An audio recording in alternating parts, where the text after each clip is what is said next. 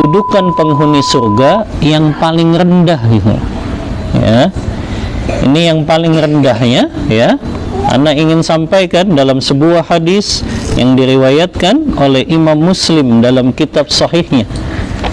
Bayangkan saja, ini kedudukan penghuni surga yang paling rendah. Ya. Rasulullah SAW pernah hadisnya Rasulullah SAW bersabda, sa'ala Musa rabbahu. Suatu hari Nabi Allah Musa ya bertanya kepada Rabbnya, ma adna ahlul jannati manzilatan. Kata Nabi Allah Musa, wahai Rabbku, ya, seperti apa kedudukan penghuni surga yang paling rendah?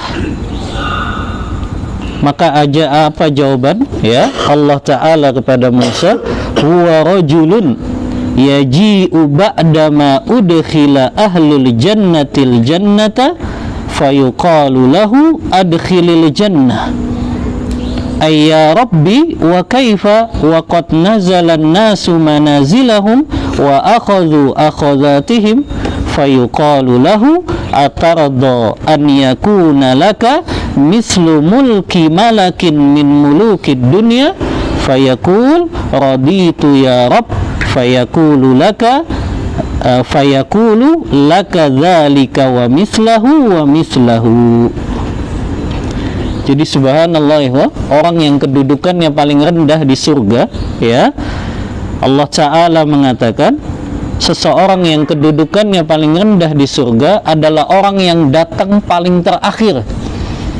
Setelah semua penghuni surga mereka masuk ke dalam surga, penghuni neraka pun mereka sudah masuk ke dalam neraka, ada orang yang awalnya dia di neraka ini, kemudian karena sebab beberapa amal solehnya Allah keluarkan dia dari neraka dan Allah perintahkan dia untuk masuk surga.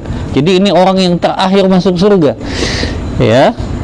Kemudian ketika dia disuruh masuk oleh Allah, udkhulil jannah, masuklah engkau ke dalam surga, dia dapatkan surga itu sudah penuh sudah ya. Makanya dia berkata, ya Rabb, bagaimana aku masuk sementara semua orang sudah ngambil kaflingnya masing-masing di surga ya. Penduduk surga sudah dengan kenikmatan mereka di kaflingnya masing-masing.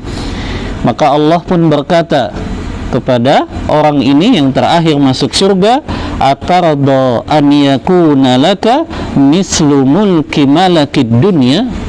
Apakah engkau ridho, kata Allah, kalau aku berikan kepadamu sebagaimana yang pernah aku berikan kepada seorang raja dari raja-raja dunia, yaitu berupa kekuasaan untukmu.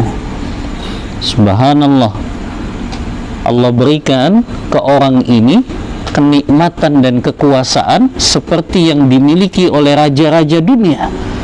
Kata orang ini, raditu ya Rabb, tentu aku ridho dengan pemberianmu itu.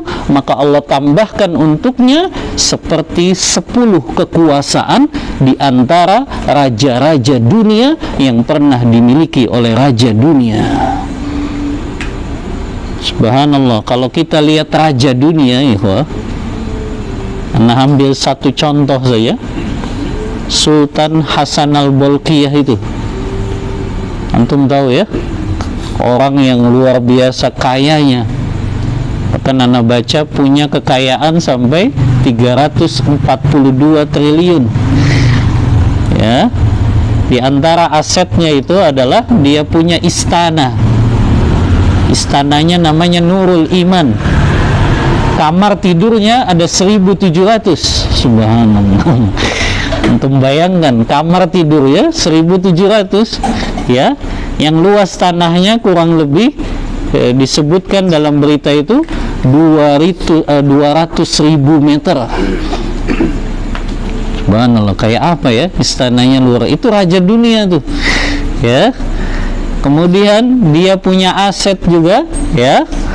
Wah, mobil-mobilnya luar biasa. Ada yang mobilnya jenis limosin itu 600 mobil kemudian Ferrari 450 mobil, itu raja dunia itu. Ya, dia punya garasi saja itu 110 garasi. Ya. Dia punya kamar mandi 250-an lebih di dalam istananya itu, subhanallah. Lihat raja dunia, ya. Tapi kata Allah, kedudukannya penghuni surga yang paling rendah Allah berikan kepadanya 10 kali lipat dari kekuasaan yang pernah dimiliki oleh raja-raja dunia. 10 kali lipat itu. Ini raja dunia saja sudah seperti ini, ya. Dia punya kenikmatan yang luar biasa, istananya luas, ya. Kemudian kendaraannya banyak, ya. Kemudian juga dia punya pengawal-pengawal yang tentunya banyak. Ini raja dunia.